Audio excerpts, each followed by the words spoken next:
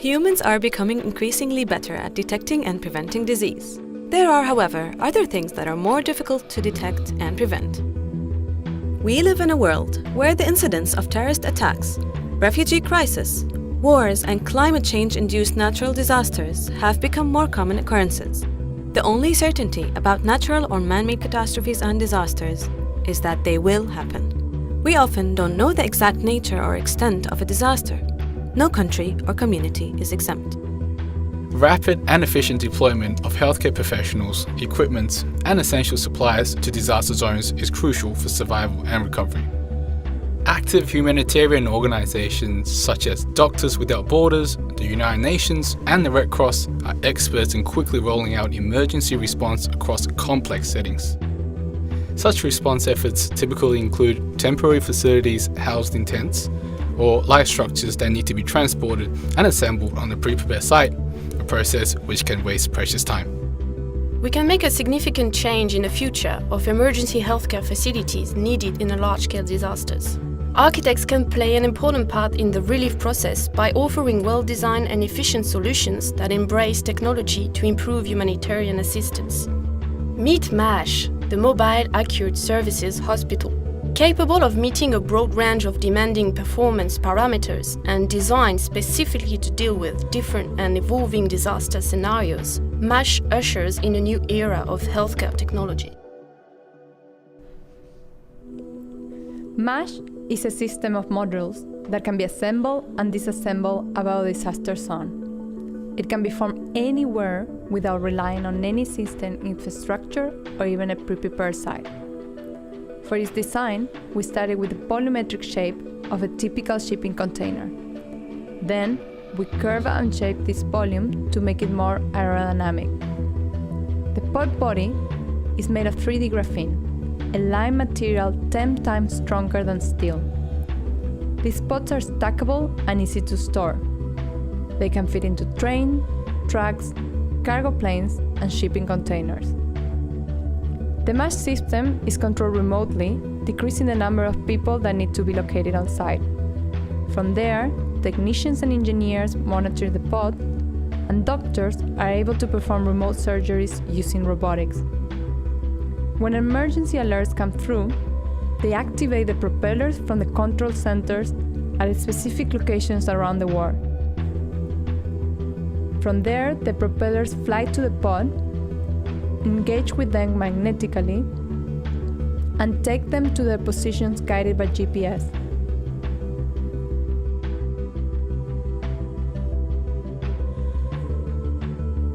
The pod had two parts, the propeller rig and the pod body. The propellers are angled to improve the flow of air. Each of them spins in different directions to stabilize motion, one clockwise and the other anti-clockwise. Their windows have solar cells to harvest energy. They have unique unit numbers for identification on the sides and at the bottom, LED lights with special sensors to locate people at ground, a gimbal to smooth the movement inside, and in the middle sits the flight controller with all the navigation systems. For the internal configuration, we have different types of pods. The taxi triage pod takes patients from the treatment pods. It has foldable and retractable chairs, screens where patients can communicate with doctors that are located remotely, and it also has hovering stretchers with propellers that need only one person to operate. The treatment pods are yellow. They have 2 treatment bays, fully equipped with a retractable C-arm and the ability to adjust the height and orientation. Only a minimum amount of doctors and nurses need to be present in the pods. The rest use the side screens to communicate with patients. The red ones are the emergency pods. The operating theater is one of these types. Above the surgical table, you can see the robotic surgical articulated arm. A track allows the X-ray machine and the C-arm to move to the front and back. And the last ones in green are the basic care pods. These models have sleeping facilities, toilets, showers, a special airlock for epidemics, and a mortuary. In these top views, you can see examples of how the pods could form different configurations. They can grow and shrink by adding or removing pods as required through the duration of any disaster. This feature is key to MASH, the ability to form different hospitals according to the emergency. The hospital is assembled in the air and is typically situated between the urban skyline and the cruising altitude of plane, at a safe distance for potential danger. The white taxi triage pod has a very important role of tracing and retrieving survivors, taking victims from the ground to the hospital. On the way, people are triaged. The gray support pods help the hospital to continue working without interruptions. They provide extra renewable energy, filtered water, food, and pharmaceutical supplies. The design of the Mobile Acute Services Hospital, or MASH system, embraces technology to improve humanitarian assistance. The result is a highly efficient mobile hospital, suitable for any setting or situation. My mouth is dry, I call for my brother, but I sit in the silence of his reply.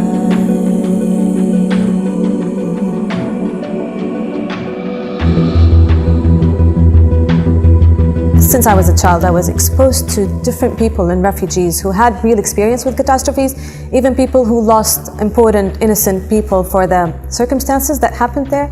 And I was always asking myself, how can I help those people? How can I contribute more as an architect? And I'm really glad that I was part of the MASH team, because we actually thought about this. We gave it a shot and we said, we want to save lives, we want to do something better, and this is where the whole idea started.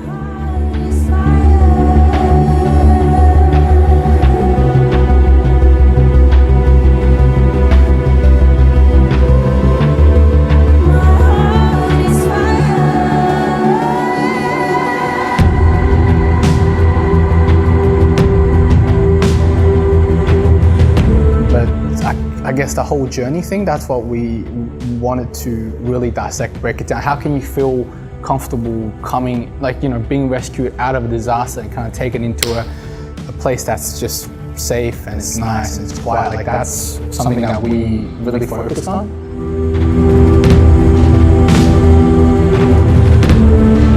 Technology and architecture that serves this kind of emergency. And MASH is a really nice solution to just quickly help people in need, as we don't have that now.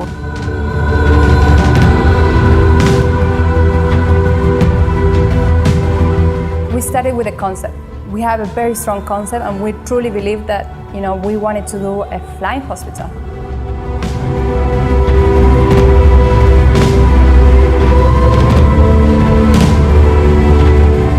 I guess MASH becomes like a beacon of hope, almost trying to provide a solution to this kind of, catastrophe.